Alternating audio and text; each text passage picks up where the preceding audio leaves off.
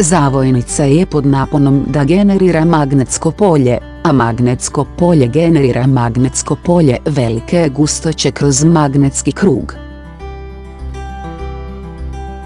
Magnetska propusna mreža u magnetskoj šupljini je magnetizirana da generira jako magnetsko polje.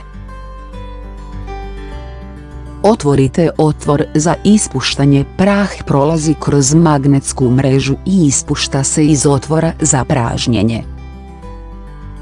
Magnetska tvar se apsorbira u magnetskoj propusnoj mreži.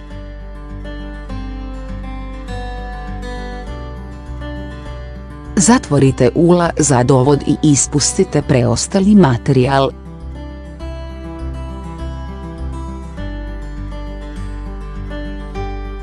Otvorite otvor za pražnjenje željeza, zavojnica je odsječena i magnetska tvar se prazni.